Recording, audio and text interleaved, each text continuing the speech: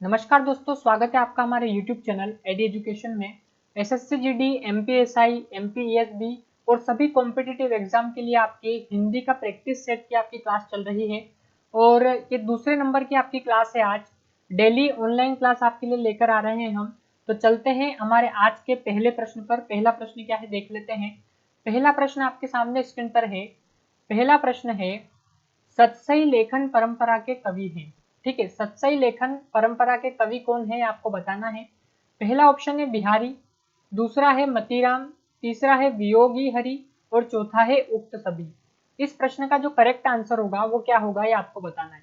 ठीक है, तो बात करते हैं बिहारी सतसई की। ठीक है, तो बिहारी सतसई की रचना किसने की? तो बिहारी ने की। और सतसई का अर्थ क्या होता है? इसमें सतसई में आपके 700 श्लोक होते हैं। ठीक है, 700 छंद है सतसई में। तो यहाँ पर सतसई लेखन परंपरा के कवि कौन है? तो बिहारी, मतीराम, वियोगी हरि तीनों ही सतसई लेखन परंपरा के कवि है। लेकिन आपसे पूछ ले कि बिहारी सतसई किसने लिखी या इसकी रचना किसने की? तो बिहारी ने बिहारी सतसई की रचना की है। ठीक है, तो यहाँ पर पूछा है सतसई लेखन परंपरा के कवि, तो यहाँ पर तीनों ही कवि सतसई लेखन परंपरा के हैं, अर्थात जो चौथा वाला ऑप्शन रहेगा वही हमारे इस प्रश्न का बिल्कुल करेक्ट आंसर हो जाएगा। अगला प्रश्न देखते हैं। दूसरा प्रश्न आपके सामने स्क्रीन पर है। दूसरा प्रश्न है, देवनागरी लिपि का विकास हुआ है। ठीक है, भोजपुरी से, अवधी से, ब्राह्मी से या मागधी, किससे हुआ है देवनागरी लिपि का विकास? ठीक है, तो हिंदी किस लिपि में लिखी जाती है? तो हिंदी देवनागरी लिपि में लिखी जाती है। इसी प्रकार मराठी की भी लिपि देवनागरी है और संस्कृत की लिपि भी देवनागरी है। ठीक है, तो देवनागरी लिपि का विकास किससे हुआ है? तो ना तो भोजपुरी से हुआ है, ना ही आपका अवधी से हुआ है और ना ही मागधी से हुआ है। इसका जो विकास हुआ है वो हुआ है ब्राह्मी से। तो जो तीसरा वाला ऑप्शन रहेगा वही हमारे इस प्रश्न का बिल्कुल करेक्ट आंसर हो जाएगा। देवनागरी लिपि का विकास किस लिपि से हुआ है? तो ब्राह्मी से हुआ है। इसका सही आंसर हो जाएगा ब्राह्मी। अगला प्रश्न देखते हैं। तीसरा प्रश्न आपके सामने स्क्रीन पर है। ठेस शब्द क्या है? संकर शब्द है, तत्सम है, तद्भव है या देशज है? इसका करेक्ट आंसर आपको बताना है कि ठेस शब्द कौन सा शब्द है। चार ऑप्शन आपको दिए हैं, इसका सही आंसर आपको बताना है। तो ठेस शब्द की हम बात करें तो ठेस शब्द ना तो संकर शब्द है आपका, क्योंकि दो अलग अलग भाषाओं से मिलकर बना शब्द आपका संकर शब्द कहलाता है। तो ठेस शब्द संकर शब्द नहीं है, ना ही तत्सम है और ना ही तद्भव है। यह आपका जो है देशज शब्द होगा, ठेस शब्द। तो देशज इसका सही आंसर होगा, यानी कि जो चौथा वाला ऑप्शन रहेगा वही हमारे इस प्रश्न का बिल्कुल करेक्ट आंसर हो जाएगा। ठेस शब्द जो है वो देशज शब्द है। देशज अर्थात देश में जन्मा। ठीक है, देश में ही जन्मा, लेकिन इसकी उत्पत्ति के स्रोत अज्ञात है, उसे हम देशज शब्द कहते हैं। ठीक है, तो चौथा वाला जो ऑप्शन रहेगा वही हमारे तीसरे प्रश्न का बिल्कुल करेक्ट आंसर हो जाएगा। अगला प्रश्न देखते हैं। चौथा प्रश्न है, प्रौद्योगिकी शब्द कौन सा है? तद्भव है, तत्सम है, देशज है या विदेशी है? ये सीरीज ऐसी है जिसमें हमने हर टॉपिक को कवर किया है। ठीक है, हिंदी का जो भी टॉपिक आता है उस हर टॉपिक से यहाँ एक प्रश्न हम डेली आपके लिए लेकर आ रहे हैं। ठीक है, तो 25 क्वेश्चन यहाँ पे हर टॉपिक से आपके डेली प्रिपेयर होंगे, डेली तैयार होंगे। ठीक है, बहुत ही इंपॉर्टेंट सीरीज है सभी कॉम्पिटेटिव एग्जाम के लिए ये आपकी। तो प्रौद्योगिकी शब्द क्या कौन सा है? तद्भव, तत्सम, देशज या विदेशी? ये आपको बताना है, इसका सही आंसर क्या होगा। तो प्रौद्योगिकी शब्द की बात करें तो प्रौद्योगिकी शब्द ना तो आपका होगा तद्भव, ना होगा तत्सम और ना ही ये देशज होगा। ये जो होगा विदेश से लिया हुआ शब्द है, इसलिए ये विदेशी शब्द होगा। जो प्रौद्योगिकी शब्द है आपका ये विदेशी शब्द है। तो जो चौथा वाला ऑप्शन रहेगा वही हमारे इस प्रश्न का करेक्ट आंसर हो जाएगा। अगला प्रश्न देखते हैं। अगला प्रश्न है, वत्स शब्द कौन सा है? तत्सम, तद्भव, संकर या देशज? ठीक है, तो वत्स शब्द से ही आपको पता चल रहा होगा कि वत्स शब्द कौन सा है। वत्स शब्द ना तो आपका तत्सम है, सॉरी ना तो आपका तद्भव है, ना आपका संकर है और ना ही देशज है। ये आपका तत्सम शब्द है। तत्सम का अर्थ क्या होता है? तो तत्सम का संधि विच्छेद करते हम तो तत्सम का संधि विच्छेद होता है तत् धन सम, अर्थात के समान, यानी कि संस्कृत के समान। ठीक है, तो वत्स शब्द जो है आपका तत्सम शब्द होगा, ना कि तद्भव, संकर या देशज। तो तत्सम पहला वाला जो ऑप्शन रहेगा वही हमारे इस प्रश्न का बिल्कुल करेक्ट आंसर हो जाएगा। अगले प्रश्न का रुख करते हैं। छठा प्रश्न आपके सामने स्क्रीन पर है। अगला, निम्नलिखित में से कौन सा एक शब्द तद्भव नहीं है? अब आपको यहाँ पर बताना है कि कौन सा ऐसा शब्द है जो तद्भव नहीं है। ठीक है, उबटन, कुंवर, अंगुली या उल्लू। इसका करेक्ट आंसर आपको यहाँ पर बताना है कि इस प्रश्न का करेक्ट आंसर क्या होगा। ठीक है, तो छठे प्रश्न के ऑप्शन पर चलते हैं। तो उबटन, कुंवर और उल्लू ये आपके तद्भव शब्द है, लेकिन अंगुली जो है वो तद्भव नहीं है, और हमसे वही पूछा है कि निम्नलिखित में से कौन सा एक शब्द तद्भव नहीं है। तो अंगुली इसका सही आंसर हो जाएगा, ना कि उबटन, कुंवर और उल्लू, क्योंकि ये तो तद्भव है। हमसे पूछा है कौन सा तद्भव नहीं है, तो यहाँ पर जो तद्भव नहीं है वो आपका हो जाएगा अंगुली। जो तीसरा वाला ऑप्शन रहेगा वही हमारे इस प्रश्न का करेक्ट आंसर हो जाएगा। अगला प्रश्न देखते हैं। परिच्छेद में उपसर्ग बताना है आपको। ठीक है, ये उपसर्ग से रिलेटेड आपका प्रश्न है। तो परिच्छेद में कौन सा उपसर्ग होगा? परि उपसर्ग, पर उपसर्ग, पर उपसर्ग या परिह उपसर्ग। तो परिच्छेद की यदि हम बात करें तो परि उपसर्ग इसके अंतर्गत होगा। ठीक है, उपसर्ग क्या होते हैं? तो वे शब्दांश जो किसी शब्द के प्रारंभ में जुड़कर एक नए शब्द का निर्माण कर देते हैं, उन्हें हम क्या कहते हैं? उन्हें हम उपसर्ग कहते हैं। तो प्रारंभ में जो जुड़ता है उसे उपसर्ग कहते हैं, और अंत में जो जुड़ता है वह प्रत्यय आपका कहलाता है। ठीक है, तो हिंदी में कितने प्रकार के उपसर्ग हैं?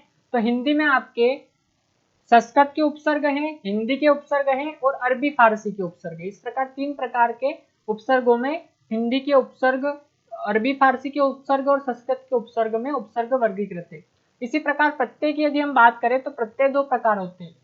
प्रत्यय जो है वो 2 प्रकार के होते हैं, या प्रत्यय के 2 प्रकार होते हैं। एक तो कृत प्रत्यय और एक तद्धित प्रत्यय। फिलहाल परिच्छेद में उपसर्ग है तो परि उपसर्ग होगा, ना कि आपका पर भी गलत हो जाएगा, पर भी गलत हो जाएगा और परिहि भी गलत हो जाएगा। पहला वाला जो ऑप्शन रहेगा वही हमारे इस प्रश्न का करेक्ट आंसर हो जाएगा। अगला प्रश्न देखते हैं। आतथेय में प्रत्यय आपको बताना है। आतथेय, आतथेय में कौन सा प्रत्यय होगा? ठीक है, तो प्रत्यय की अभी हमने चर्चा करी, अतिथि धन एय, इस प्रकार इसका संधि विच्छेद होगा। तो अतिथि आपका मूल शब्द हो गया, उसमें एय प्रत्यय जुड़ा तो एक नया शब्द बन गया आतथेय। तो यहाँ पर आतथेय में प्रत्यय बताना होगा। तो ए प्रत्यय नहीं है, ना ही अधेय प्रत्यय है और ना ही ई प्रत्यय है। इसका सही आंसर हो जाएगा ए प्रत्यय। ठीक है, दूसरा वाला जो ऑप्शन रहेगा वही हमारे इस प्रश्न का बिल्कुल करेक्ट आंसर होगा कि आतथेय में कौन सा प्रत्यय होगा? तो ए प्रत्यय होगा। अगला प्रश्न देखते हैं। वर्णमाला टॉपिक से रिलेटेड आपका प्रश्न है, 9वां प्रश्न। त्र ध्वनि किसके अंतर्गत आती है? इसका सही आंसर आपको बताना है। त्र ध्वनि किसके अंतर्गत आती है? इसका सही आंसर आपको बताना है। पहला ऑप्शन है संयुक्त वर्ण में, दूसरा है तालव्य में, तीसरा है घोष वर्ण में और चौथा है मूल स्वर में। ठीक है, तो इसका करेक्ट आंसर क्या होगा ये आपको बताना है। तो त्र ध्वनि यदि हम इसका वर्ण विच्छेद करेंगे त्र का, तो त धन र, इस प्रकार इसका आपका वर्ण विच्छेद होगा। ठीक है, त धन र त्र। तो यहाँ पर यह संयुक्त वर्ण के अंतर्गत आती है, ना कि तालव्य, घोष वर्ण और मूल स्वर। ये तीनों गलत हो जाएगा, क्योंकि ये आपके संयुक्त वर्ण के अंतर्गत आता है त्र ध्वनि। तो आपका जो पहला वाला ऑप्शन रहेगा वही हमारे इस प्रश्न का बिल्कुल करेक्ट आंसर हो जाएगा। अगला प्रश्न देखते हैं। शब्द शक्ति से रिलेटेड आपका प्रश्न है कि शब्द शक्ति के मूलतः कितने भेद है? प्रश्न क्रमांक 10 आपके सामने स्क्रीन पर है। इसका करेक्ट आंसर आपको बताना है। पहला ऑप्शन है 2, दूसरा है 3, तीसरा है 4 और चौथा है 5। तो शब्द शक्ति के मूलतः कितने भेद होते हैं ये आपको बताना है। तो शब्द शक्ति के मूलतः 3 भेद होते हैं। पहला कौन सा? आपका लक्षणा शब्द शक्ति, अभिधा शब्द शक्ति और व्यंजना शब्द शक्ति। इस प्रकार ये 3 भेद शब्द शक्ति के होते हैं। तो 2, 4 और 5 ये तीनों ऑप्शन गलत हो जाएंगे। एकमात्र ऑप्शन बचेगा दूसरा वाला, वही हमारे इस प्रश्न का बिल्कुल करेक्ट आंसर हो जाएगा कि शब्द शक्ति के मूलतः कितने भेद है? तो मूलतः शब्द शक्ति के 3 भेद हैं। ठीक है, अगला प्रश्न देखते हैं। वर्णों से निर्मित स्वतंत्र तथा सार्थक ध्वनि क्या कहलाती है? ये आपको बताना है। प्रश्न क्रमांक 11 आपका स्क्रीन पर है। वर्णों से निर्मित स्वतंत्र तथा सार्थक ध्वनि क्या कहलाती है? वर्ण, शब्द, विचार या वर्तनी। तो वर्णों से निर्मित स्वतंत्र तथा सार्थक ध्वनि आपके ना तो आपके वर्ण कहलाएगी, ना ही विचार कहलाएगी, ना ही वर्तनी कहलाएगी, क्योंकि वर्णों का सार्थक क्रम शब्द कहलाता है। और वही हमारे इस प्रश्न का करेक्ट आंसर हो जाएगा कि वर्णों से निर्मित स्वतंत्र तथा सार्थक ध्वनि शब्द कहलाती है। अगला प्रश्न देखते हैं। शब्द युग्म के सही अर्थ भेद का यहाँ पर चयन करना है। अतप और आतप। ये आपको शब्द दे रखा है, शब्द युग्म। ठीक है, इसके शब्द युग्म के जो सही अर्थ होंगे वो आपको बताना है। अतप और आतप ये आपको शब्द युग्म एक दे रखा है यहाँ पर। ठीक है, प्रश्न क्रमांक 12 में। तो इसका करेक्ट आंसर क्या होगा ये आपको बताना है। तो बात कर लेते हैं 12वें प्रश्न के सही आंसर की। तो शीतल, धूप, शीतल आग, आग और धूप या इनमें से कोई नहीं। तो इसका करेक्ट आंसर क्या होगा? तो अतप का अर्थ होता है शीतल, ठीक है, और आतप का अर्थ होता है धूप। तो पहला वाला जो ऑप्शन है वही हमारे इस प्रश्न का करेक्ट आंसर हो जाएगा, ना कि शीतल आग और आग धूप, ये भी नहीं होगा। और चौथा वाला इनमें से कोई नहीं, ये भी नहीं होगा। पहला वाला जो ऑप्शन रहेगा वही हमारे इस प्रश्न का बिल्कुल करेक्ट आंसर हो जाएगा। अगला प्रश्न देखते हैं। भाववाचक संज्ञा का उदाहरण आपको बताना है कि निम्नांकित में भाववाचक संज्ञा का उदाहरण है। भोजपुरी, निजत्व, ज्वालामुखी या सभा। ठीक है, तो भाववाचक संज्ञा का उदाहरण कौन सा होगा, इसका करेक्ट आंसर आपको बताना है। ठीक है, तो भोजपुरी भाववाचक संज्ञा में नहीं आएगा, ना ही आपका ज्वालामुखी आएगा और ना ही सभा आएगा। लेकिन हम कहते हैं ना निजत्व का भाव, तो निजत्व एक भाव है, वही भाववाचक संज्ञा का उदाहरण होगा। तो दूसरा वाला जो ऑप्शन रहेगा वही हमारे इस प्रश्न का बिल्कुल करेक्ट आंसर हो जाएगा। अगला प्रश्न देखते हैं। संप्रदान कारक का चिन्ह यहाँ पर आपको बताना है कि संप्रदान कारक का चिन्ह कौन सा है। पहला ऑप्शन है को, दूसरा से, तीसरा को या के लिए और चौथा है का, के, की। इसका सही आंसर क्या होगा? तो संप्रदान कारक के चिन्ह की बात करते हैं तो कर्ता ने कर्म को करण से के द्वारा संप्रदान को या के लिए, तो तीसरा वाला जो ऑप्शन रहेगा वही हमारे इस प्रश्न का करेक्ट आंसर हो जाएगा। को या के लिए संप्रदान कारक का चिन्ह होगा, तो तीसरा वाला जो ऑप्शन रहेगा वही हमारे इस प्रश्न का सही आंसर होगा। ठीक है, तो यहाँ पर आपका जो पहला वाला ऑप्शन है गलत हो जाएगा, दूसरा वाला ऑप्शन भी गलत हो जाएगा और चौथा ऑप्शन भी गलत हो जाएगा। तीसरा जो ऑप्शन रहेगा वही हमारे इस प्रश्न का बिल्कुल करेक्ट आंसर हो जाएगा। अगला प्रश्न देखते हैं। विशेषण का उपयोग निम्न में से किसके बिना नहीं हो सकता। ठीक है, विराम चिन्ह, कर्ता, क्रिया या संज्ञा। तो विशेषण का उपयोग किसके बिना नहीं हो सकता? तो विराम चिन्ह गलत हो जाएगा, कर्ता गलत हो जाएगा और आपका क्रिया भी गलत हो जाएगा। संज्ञा के बिना विराम चिन्ह का उपयोग नहीं हो सकता। ठीक है, तो जो चौथा वाला ऑप्शन रहेगा वही हमारे इस प्रश्न का बिल्कुल करेक्ट आंसर हो जाएगा। अगला प्रश्न देखते हैं। निम्नलिखित में से कौन सा शब्द पुल्लिंग नहीं है? ठीक है, कुटुंब, आंख, चंद्रमा या हाथी। तो इसका करेक्ट आंसर आपको बताना है कि निम्नलिखित में से कौन सा शब्द पुल्लिंग नहीं है। तो कुटुंब, आंख, चंद्रमा और हाथी, इसमें से हाथी आपका पुल्लिंग हो जाएगा। हमको बताना है कौन सा पुल्लिंग नहीं है। तो हाथी पुल्लिंग है, तो यहाँ पर हाथी आपका गलत हो जाएगा। चंद्रमा भी पुल्लिंग है, गलत हो जाएगा। और कुटुंब भी पुल्लिंग है, गलत हो जाएगा। आंख जो है वो आपका पुल्लिंग नहीं है। दूसरा वाला जो ऑप्शन रहेगा वही हमारे इस प्रश्न का बिल्कुल करेक्ट आंसर हो जाएगा। अगला प्रश्न देखते हैं। 17वां प्रश्न कि जिस गुण से हृदय में दीप्ति उत्पन्न हो, दीप्ति अर्थात प्रकाश, उसे क्या कहते हैं? हास्य गुण, ओज गुण, प्रसाद गुण या माधुर्य गुण। तो जिस गुण से हृदय में दीप्ति यानी प्रकाश उत्पन्न हो उसे ना तो हम हास्य गुण कहते हैं, ना आपका प्रसाद गुण कहते हैं और ना ही माधुर्य गुण कहते हैं, उसे हम कहते हैं ओज गुण। दूसरा वाला जो ऑप्शन रहेगा वही हमारे इस प्रश्न का करेक्ट आंसर हो जाएगा। ठीक है, तो आपका ओज गुण होता है, माधुर्य गुण होता है, प्रसाद गुण होता है, इस प्रकार ये आपके गुण होते हैं। ठीक है, तो हृदय में दीप्ति यानी प्रकाश जिससे उत्पन्न हो उसे हम ओज गुण कहते हैं। अगला प्रश्न है। ओज गुण से परिपूर्ण रस का नाम बताना है। तो साहित्य को पढ़ते, सुनते या लिखते समय जो आनंद की अनुभूति होती है उसे हम रस कहते हैं। ठीक है, और रस के 4 अंग होते हैं, एक तो स्थायी भाव, विभाव, अनुभाव और संचारी भाव। और यदि आपसे पूछे कि संचारी भाव की संख्या कितनी होती है तो संचारी भावों की संख्या आपको आंसर लगाना है 33।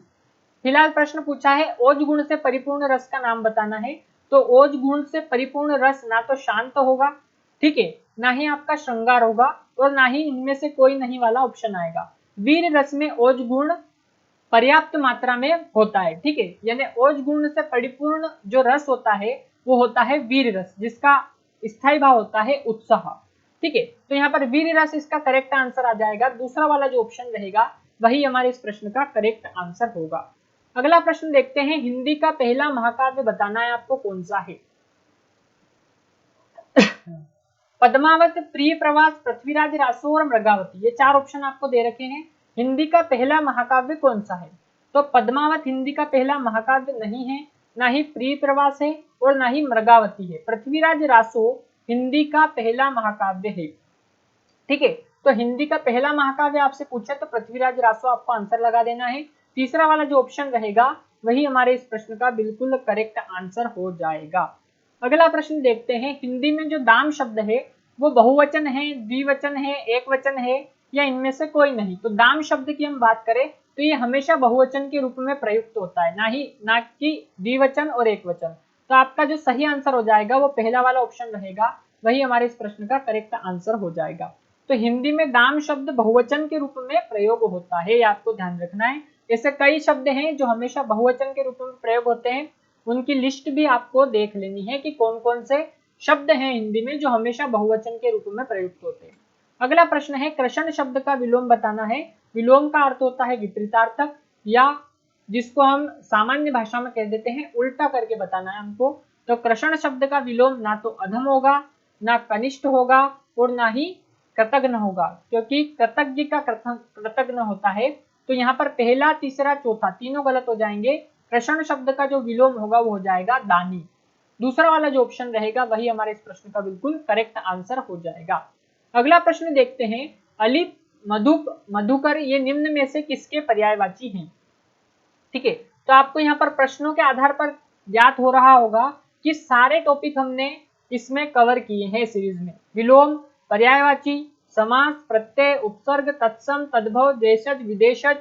ठीक है, उसके अलावा आपके जो संधि है उससे रिलेटेड भी यहाँ पर हमने टॉपिक लिया है, उससे रिलेटेड भी आपका प्रश्न लिया है। तो संधि का प्रश्न भी आपको यहाँ पर देखने को मिलेगा। तो यहाँ पर हर टॉपिक को हमने इस सीरीज में कवर किया है। फिलहाल आपको अली, मधुप, मधुकर किसके पर्यायवाची निम्न में से बताना है। तो रात्रि का नहीं होगा, शहद का भी नहीं होगा और वृक्ष का भी नहीं होगा। भौरा, जिसे हम भौरा कहते हैं, उसके पर्यायवाची है अली, मधु, मधुकर और उसे हम भौरा भी कहते हैं। तो ये भौरा के पर्यायवाची है। तो तीसरा वाला जो ऑप्शन रहेगा वही हमारे इस प्रश्न का बिल्कुल करेक्ट आंसर हो जाएगा। अगला प्रश्न देखते हैं, सिक्के ढालने का कारखाना के लिए एक शब्द क्या होगा। अनेक शब्दों के लिए एक शब्द टॉपिक से रिलेटेड ये आपका प्रश्न है। टंकण नहीं होगा, ठनकार नहीं होगा, टापू भी नहीं होगा। सिक्के ढालने का कारखाना टकसाल कहलाता है। तो इसका जो सही आंसर हो जाएगा 23वें प्रश्न का दूसरे ऑप्शन के साथ हम जाएंगे, वही हमारे इस प्रश्न का बिल्कुल करेक्ट आंसर हो जाएगा। सिक्के ढालने का कारखाना टकसाल कहलाता है। अगला प्रश्न है, द्वंद्व समास के उदाहरण। अन्न जल शब्द में कौन सा योजक चिन्ह लुप्त हुआ है, अर्थात या, और या अथवा। ठीक है, तो द्वंद्व समास में आपके अन्न जल जो शब्द है, द्वंद्व समास का जो उदाहरण है अन्न जल, इसमें कौन सा योजक चिन्ह लुप्त हुआ है। तो योजक चिन्ह का प्रयोग हम करते हैं अन्न जल में इस प्रकार से। ठीक है, इस प्रकार से योजक चिन्ह का प्रयोग होता है। तो अन्न जल में यदि हम इसका समास विग्रह करेंगे तो अन्न और जल, इस प्रकार से इसका समास विग्रह होगा। तो अर्थात नहीं हुआ, या भी नहीं हुआ, अथवा भी नहीं हुआ, और इसका सही आंसर आ जाएगा। द्वंद्व समास के उदाहरण अन्न जल में, अन्न जल शब्द में कौन सा योजक चिन्ह लुप्त हुआ है। तो और योजक चिन्ह लुप्त हुआ है। तीसरा वाला जो ऑप्शन रहेगा वही हमारे इस प्रश्न का बिल्कुल करेक्ट आंसर हो जाएगा। आज का आखिरी प्रश्न देखते हैं, सदैव में प्रयुक्त संधि का नाम बताना है। यण संधि, दीर्घ संधि, वृद्धि संधि या अयादि संधि। तो आपको ध्यान रखना है जहां पे भी ये आपके दो मात्रा का प्रयोग हो वहां अधिकतर आपके वृद्धि संधि होती है। तो सदा धन एव, इस प्रकार इसका संधि विच्छेद होगा। तो सदा में से आ का उच्चारण हो रहा है और उधर से एव में ए का उच्चारण हो रहा है। तो दोनों मिलकर सदैव एव का यहाँ पर आपको उच्चारण करा रहे हैं। तो सदैव में आपके दो मात्रा का प्रयोग हो रहा है। तो सदैव में प्रयुक्त संधि का नाम ना तो यण होगा, ना दीर्घ होगा, ना अयादि होगा, वृद्धि स्वर संधि इसके अंतर्गत होगी। ये स्वर संधि के भेद हैं। ठीक है, तो वृद्धि स्वर संधि इसका सही आंसर हो जाएगा। तीसरा वाला जो ऑप्शन रहेगा वही हमारे इस प्रश्न का बिल्कुल करेक्ट आंसर हो जाएगा। तो ये आज के आपके 25 प्रश्न थे, इंपॉर्टेंट प्रश्न हैं और किसी न किसी परीक्षा में पूछे हुए प्रश्न हैं। तो बने रहिए हमारे साथ और देखते रहिए हमारा यूट्यूब चैनल एडी एजुकेशन। इसकी फ्री पीडीएफ आप हमारे टेलीग्राम चैनल से प्राप्त कर सकते हैं, जिसकी लिंक इस वीडियो के डिस्क्रिप्शन में आपको दी हुई है। धन्यवाद।